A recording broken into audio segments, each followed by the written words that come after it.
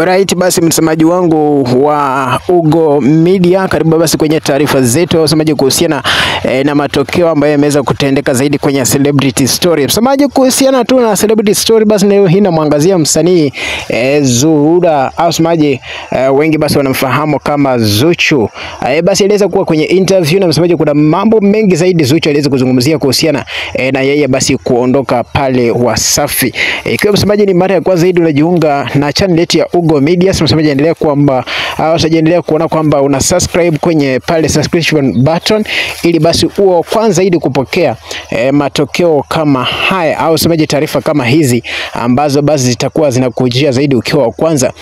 Msemaji kuhusiana tu na mambo haya, basi utaona kwamba Zuchu ameweza kusema kwamba hana mpango wote wa kuondoka kwenye lebo ya WCB Wasafi, kwani msemaji kwamba yeye basi kwenye uhusiano wa kimapenzi na mwanzilishi wa lebo hiyo Diamond Platnumz, kwamba basi yeye aliweza kusaini zaidi rasmi basi mkataba, na haoni kwamba huenda basi akaweza kuvunja mkataba huo ambao aliweza kusaini mwaka 2020 akiweza basi kujiunga na lebo hii kubwa ya Wasafi. Kwa msemaji tangu hapo basi ameweza kuwa miongoni mwa wasanii wa kike ambao sasa wanafanya vizuri zaidi katika tasnia ya muziki nchini Tanzania, na kwa mujibu basi wa gazeti moja basi iliweza kufanya zaidi mahojiano na mwanadada huyo, akiweza kusema kwamba nawatakia zaidi kila laheri wote waliotoka, kwamba anaelewa kuwa kuna wakati katika maisha ya mtu hutamani kukua, lakini kwangu mimi sioni sababu yoyote ya kuondoka WCB.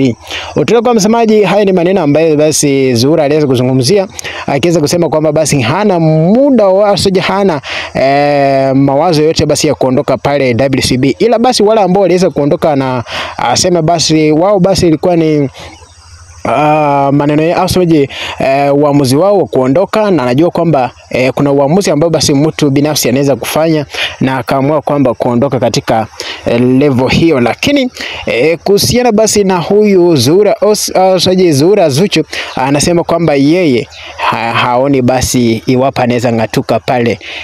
WCB, kwa sababu anaona kwamba imeweza kumtoa mbali zaidi. Basi kuhusiana na ujumbe huu, basi ningependa zaidi kutakia mema, na kuna kwa msemaji kama ni wa mara yako basi ya kwanza umeweza kufurahishwa zaidi na ujumbe huu, taarifa hizi kuhusiana na msanii wa kike Zuchu, basi endelea